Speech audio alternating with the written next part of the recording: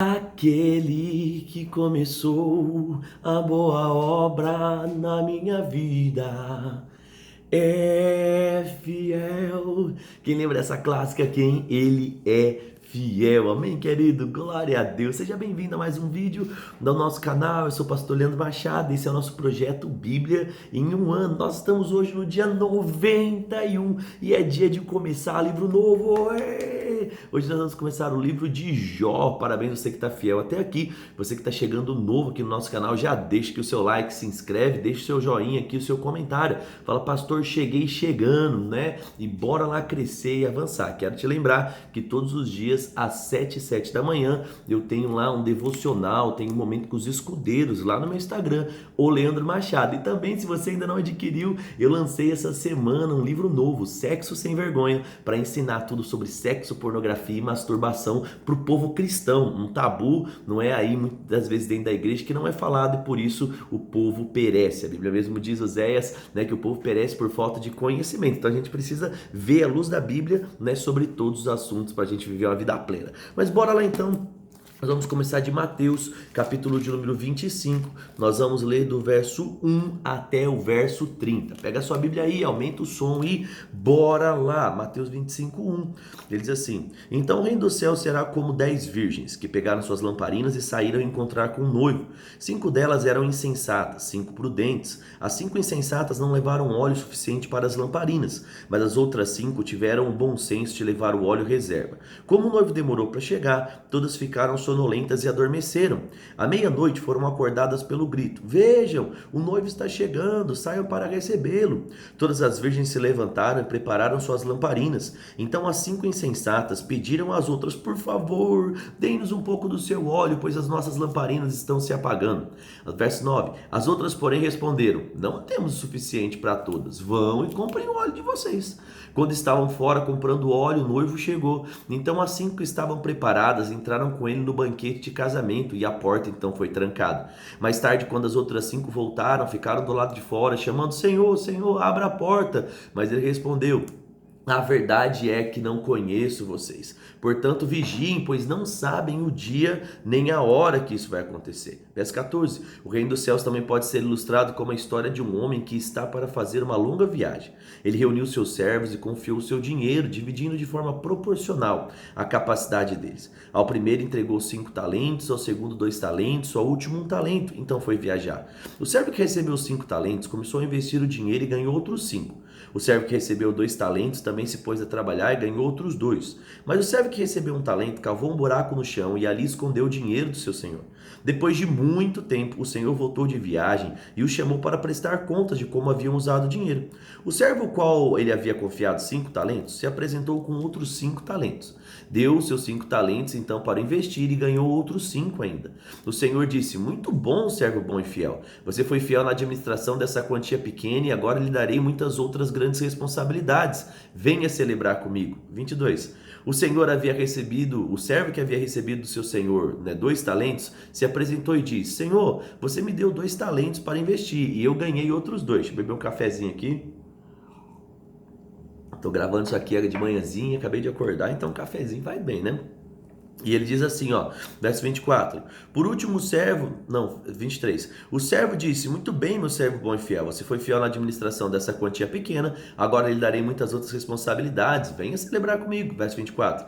Por último, o servo que havia recebido 1 talento veio e disse: Eu sabia que o Senhor é homem severo e que colhe onde não plantou e ajunta onde não semeou. Tive medo de perder o seu dinheiro, por isso escondi na terra e aqui está ele. O Senhor, porém, respondeu: Servo mau e preguiçoso, se você sabia que eu colho onde não plantei e ajunto onde não semeei, por que não depositou pelo menos o meu dinheiro? Assim teria recebido ao menos os juros. Em seguida ordenou: Tirem o dinheiro deste servo e deem ao que tem 10 talentos. Pois ao que tem, mais lhe será dado, e terá grande quantia. Mas o que nada tem, mesmo o que não tem, lhe será tomado. Agora lancem esse servo inútil para fora na escuridão, onde haverá choro e ranger de dentes. Quando o filho do homem vier... parou aqui, né? 31 é na próxima leitura. Então, olha que doido, gente. Daqui a Bíblia está dizendo que as pessoas não são salvas por dó. Ele está dizendo que a salvação, ela vem de você se preparar, ela vem de você crer com o coração, confessar com a boca. No momento em que Jesus voltar, aqueles que não tiverem crido, ou no momento que a morte de fato alcançar alguns, eles que não tiverem crido, a Bíblia diz que eles serão destinados ao inferno. Porque a nossa escolha, querido, de reconhecer Jesus como o único caminho, aquele que nos salva, é durante a vida. Tá bom? Bora lá então agora para Números. Nós vamos ler hoje número 30 e número 31, vai lá, Gênesis, Êxodo, Levítico, números 30 e 31. Nós estamos aí avançando já, daqui a pouco a gente termina números, não é? E bora lá então agora, vamos falar de lei acerca aqui de votos e juramentos. Capítulo de número 30, depois 31. Ele diz assim, ó, verso 1 do capítulo 30 de Números. Moisés mandou chamar os chefes das tribos de Israel e lhes disse, foi isso que o Senhor ordenou. Se um homem fizer um voto ao Senhor ou uma promessa sobre juramento, jamais deverá voltar atrás em sua palavra. Fará exatamente o que prometeu. Gente, desde o Velho Testamento, Deus diz que a gente tem que ser pessoa de palavra. Então posso dar uma dica para você aqui, ó, cumpra tudo aquilo que você disse que ia cumprir. Verso 3, ele diz, se uma moça fizer um voto ao Senhor, promessa de juramento, enquanto ainda estiver morando na casa do seu pai, e seu pai ficar sabendo do voto e não levantar objeções, todos os seus votos e promessas continuarão a valer. Mas se no dia em que ficar sabendo seu pai se recusar a deixá-la cumprir o voto ou a promessa, todos os seus votos ou promessas serão anulados. O Senhor perdoará, pois o pai não permitiu que ela cumprisse. Por quê? Porque o filho, quando está ainda na casa dos pais, ele está sobre a autoridade dos pais, e os filhos precisam se sujeitar e se submeter. Verso 6. Se uma moça fizer um voto assim, assumir um compromisso por meio de uma promessa precipitada, depois se casar, e no dia em que ficar sabendo do voto ou da promessa do seu marido não levantar objeções, os votos e as promessas que ela faz continuam a valer. Mas se no dia em que ficar sabendo do marido se recusar a deixá-la cumprir a promessa precipitada ou voto, o compromisso dela será anulado e o Senhor perdoará. A mulher viúva ou divorciada, porém, deverá cumprir todos os seus votos e todas as suas promessas.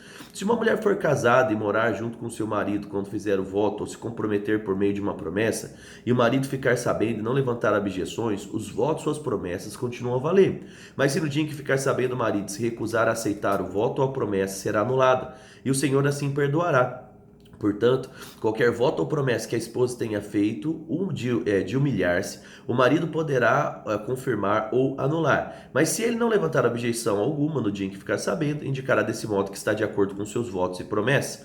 Se ele esperar mais de um dia e anular um voto ou uma promessa, sofrerá o castigo que caberia à esposa. Essas são as ordens do Senhor que deu a Moisés a respeito do relacionamento entre o homem e a sua esposa, entre o pai e sua filha moça, que ainda mora em casa. Então, percebe que aqui ele está falando sobre essa cadeia de submissão à autoridade. Mas é muito interessante que esse texto está muito em linha com aquilo que 1 Coríntios 7 diz, né? Quando a mulher deseja se abster, né, de relação sexual, isso deve acontecer de comum acordo, né, entre o marido e a mulher durante um curto prazo de tempo. Por quê? Porque tem gente que inventa umas loucuras, né, e a gente sabe que dentro da relação marido e mulher, do casamento, né, a mulher não pode sair decidindo, falar, nunca mais vou fazer isso, ou o homem nunca mais fazer aquilo, né, porque agora eles são ambos uma só carne, existe uma necessidade de uma cumplicidade.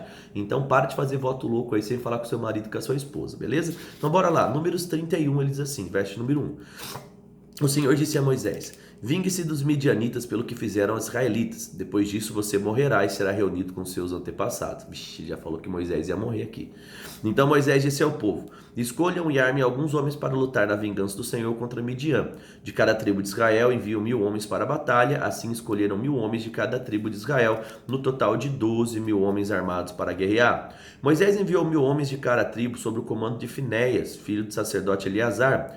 Finéias levou consigo objetos sagrados e as trombetas para dar ordem ao ataque. Atacaram Midian, como o Senhor havia ordenado a Moisés, e mataram todos os homens. Os 5 reis midianitas morreram na batalha, Evi, Requém, Zur, Uri e Reba. Também mataram a espada Balaão, filho de Beor. Os israelitas capturaram as mulheres e as crianças midianitas e tomaram como despojo o gado, o rebanho e toda a riqueza. Queimaram todas as cidades e acampamentos onde os midianitas moravam. Depois de juntarem todos os despojos, tanto com os prisioneiros quanto dos animais, trouxeram tudo a Moisés, ao sacerdote Eleazar e toda a comunidade de Israel que estava acampado nas campinas de Moabe, junto ao rio Jordão, do lado oposto de Jericó. Verso 13. Moisés e o sacerdote Eleazar e todos os líderes da comunidade saíram ao encontro deles fora do acampamento. Moisés, porém, se enfureceu com os generais e capitães que voltaram da batalha. Por que deixaram viver as mulheres? Perguntou ele. Foram justamente elas que seguiram o conselho de Balaão e fizeram os israelitas se rebelarem contra o Senhor no incidente de Peor. Foi por causa delas que a praga feriu o povo do Senhor. Agora matem todos os meninos, todas as mulheres que tiveram relações sexuais com algum homem. Deixem viver somente as meninas virgens, tragam para viver entre vocês. De todos que tiverem matado alguém ou tocado um cadáver, ficarão fora do acampamento por 7 dias. Purifiquem a si mesmos e as prisioneiras, e no terceiro dia e no sétimo. Fiquem também com todas as roupas e purifiquem todos os objetos de couro, pele de cabra ou madeira. Então o sacerdote Eleazar disse aos homens que participaram da batalha: o Senhor deu a Moisés as seguintes prescrições legais: tudo que for feito de ouro, prata, bronze, ferro estranho e chumbo, ou seja, tudo que resiste ao fogo será passado pelo fogo para se tornar cerimonialmente puro. Em seguida, esses objetos de metal serão purificados com água da purificação. Mas tudo que não resistir ao fogo será purificado somente com água. No sétimo dia, lavem as roupas e vocês estarão purificados, então poderão voltar ao acampamento. Verso 25. O Senhor também disse a Moisés: você, o sacerdote Eleazar, os chefes das famílias de cada tribo, farão uma lista de todos os despojos tomados na batalha, tanto pessoas quanto animais. Dividirão o despojo em 2 partes, entregarão metade para os homens que lutaram na batalha e a outra metade para o restante do povo. Da metade que pertence ao exército, entreguem primeiro um tributo que cabe ao Senhor, um de cada 500, tanto das pessoas como de gado, dos jumentos e das ovelhas. Entreguem essa porção, tirada da parte do exército ao sacerdote Eleazar, como oferta ao Senhor. Da metade que pertence aos israelitas, separem um de cada 50, tanto das pessoas como de gado, jumento, ovelha e outros animais. Entreguem essa porção aos levitas, que estão encarregados de cuidar também do tabernáculo do Senhor. Moisés e o sacerdote Eleazar fizeram conforme o Senhor ordenou a Moisés. O despojo restante de tudo que os soldados haviam tomado totalizou 775 mil ovelhas. Fico imaginando esse exército voltando com esse despojo. Você consegue imaginar, né? Eles foram em 12 mil homens. É bem provável que teve baixa durante essa guerra. Então vamos supor aí que morreu, sei lá, 2 mil. Ficou 10 mil homens. 10 mil homens voltaram trazendo 675 mil ovelhas. Nossa, é muita coisa, ó. 72 mil cabras, né? Cabeça de gado, 61 mil jumentos, 32 mil virgens. Galera, é uma cidade. Que doideira. 36. Metade do despojo foi entregue aos homens que participaram da batalha. Essa parte totalizou 337.500 ovelhas, dos quais 675 eram tributo ao Senhor, 35 mil cabeças de gado, dos quais 72 eram tributo ao Senhor, 30.500 jumentos, dos quais 61 era tributo ao Senhor, e 16 mil virgens, dos quais 32 eram tributo ao Senhor. Moisés entregou ao sacerdote Eleazar o tributo que cabia ao Senhor como oferta movida, conforme o Senhor havia ordenado. Metade do despojo pertencia aos israelitas, e Moisés separou metade que pertencia aos homens que lutaram. A parte dos israelitas totalizaram 337.500 ovelhas, 36 mil cabeças de gado, 30.500 jumentos e 16 mil virgens. Da metade entregue ao povo, Moisés separou cada 50, tanto das pessoas como dos animais, e entregou aos levitas encarregados de cuidar do tabernáculo. Tudo foi feito conforme o Senhor havia ordenado a Moisés. Então, os generais e os capitães foram a Moisés e disseram: nós, seus servos, contamos todos os homens que saíram para a batalha sob o nosso comando. Nenhum de nós está faltando. Por isso, de nossa parte do despojo, apresentamos os objetos de ouro como oferta ao Senhor: bracelete, pulseira, anel, brinco e colar. A oferta fará expiação por nós diante do Senhor. Moisés e o sacerdote Eleazar receberam deles as joias e os objetos artesanais de ouro. Ao todo, o ouro que os generais e capitães apresentaram como oferta ao Senhor pesava por volta de 200 quilos. Olha isso, velho, 200 quilos de ouro. Nossa, que valia uma grana, hein? Verso 53. Todos os homens que participaram da batalha tomaram para si uma parte do despojo. Moisés e o sacerdote Eleazar aceitaram a oferta dos generais e dos capitães e levaram o ouro para a tenda do encontro como recordação para que o Senhor lembrasse dos israelitas. Meu Deus, que doideira, né? Bora lá então, Jó, agora ali pertinho de Salmos. Bora lá, Jó, capítulo de número 1. Jó, que é o livro mais antigo da Bíblia, né? Foi o livro aí que datado como o mais antigo na sua escrita, né? Tem uma Bíblia de ordem cronológica e ela começa sempre pelo livro de Jó. Porque não sei se você sabe, mas os livros eles têm datas diferentes de escrito, né? Não foram escritos exatamente na ordem que os 66 estão dispostos aqui. E ele diz assim, ó, Jó capítulo de número 1, verso de número 1. Ele diz assim: havia um homem chamado Jó que vivia na terra de Uz. Ele era íntegro e correto, temia Deus e se mantinha afastado do mal. Tinha 7 filhos e 3 filhas, era o dono de 7.000 ovelhas, 3.000 camelos, 500 jumentas e de bois, 500 juntas de bois e 500 jumentas. Também tinha muitos servos, na verdade era o homem mais rico de toda aquela região.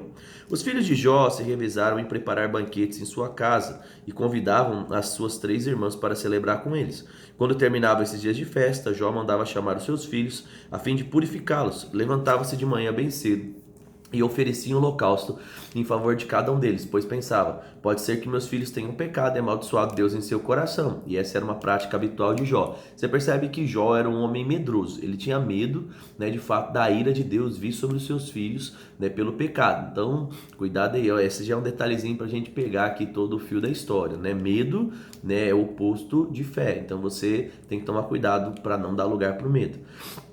E ele vai dizer assim, né, 6. Certo dia os anjos vieram à presença do Senhor e Satanás, o acusador, veio com ele. De onde você vem? Perguntou o Senhor.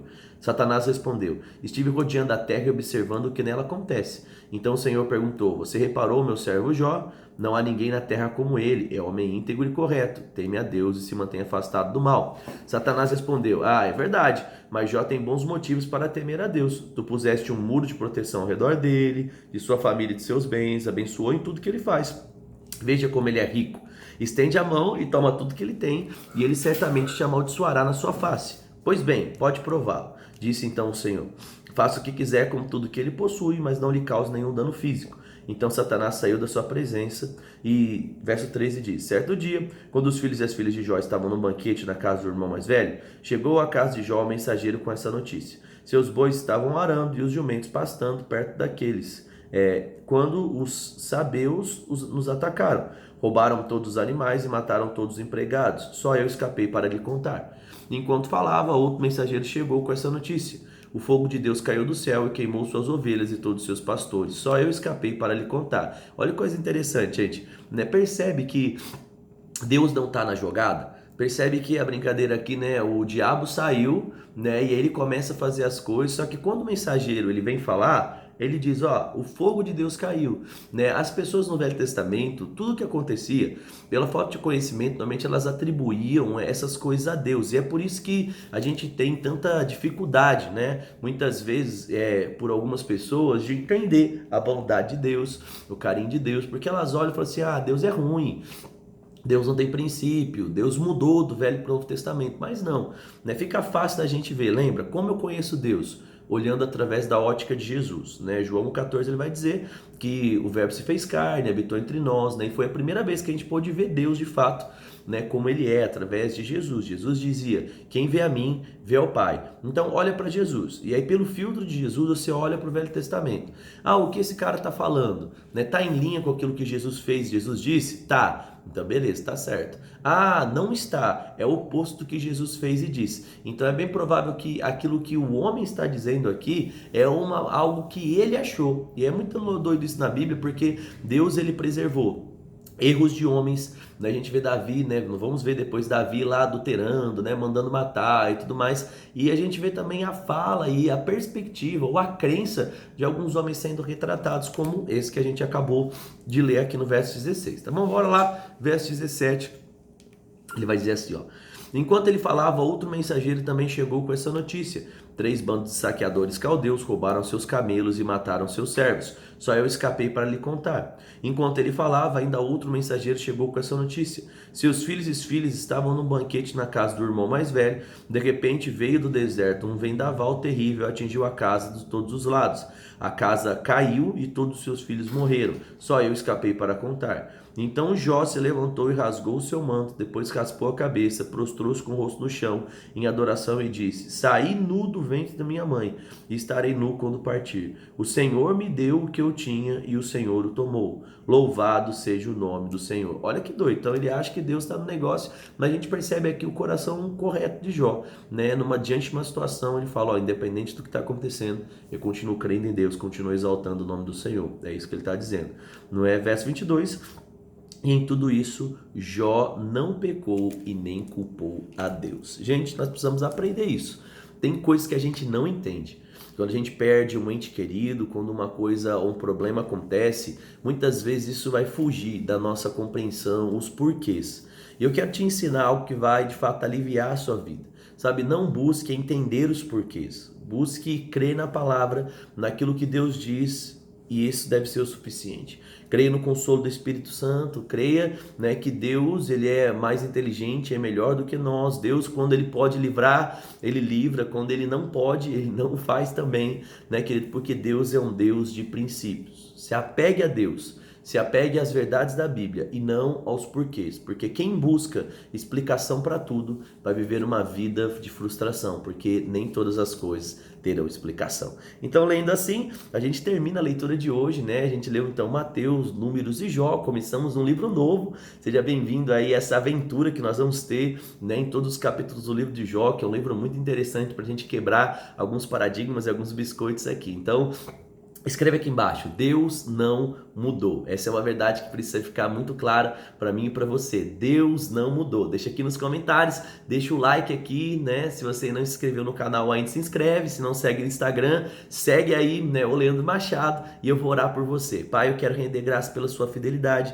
Obrigado porque até aqui o Senhor tem nos ajudado. Eu declaro mesmo, Pai, o teu amor tocando a vida de cada um dos meus irmãos. Obrigado porque o Senhor tem nos inspirado, tem falado ao nosso coração, e por causa disso, Pai, nós podemos viver uma vida diferente. Eu abençoo, Pai, esses próximos dias, declaro que eles serão prósperos, declaro, Pai, sementes sendo multiplicadas, declaro mesmo portas se abrindo de todos os lados, o Senhor guardando a nossa casa e nos livrando de todo o mal, Pai, para a honra e glória do teu nome, Pai. No nome de Jesus, já te agradeço por esses resultados lindos. Amém. Amém, querido? Glória a Deus. Que você possa aí continuar firme e forte, praticando a palavra. Lembra, estou te esperando amanhã, né, no nosso, né, Devocional dos Escudeiros 77 lá no Instagram. Um grande abraço, fique com Deus e tchau, tchau.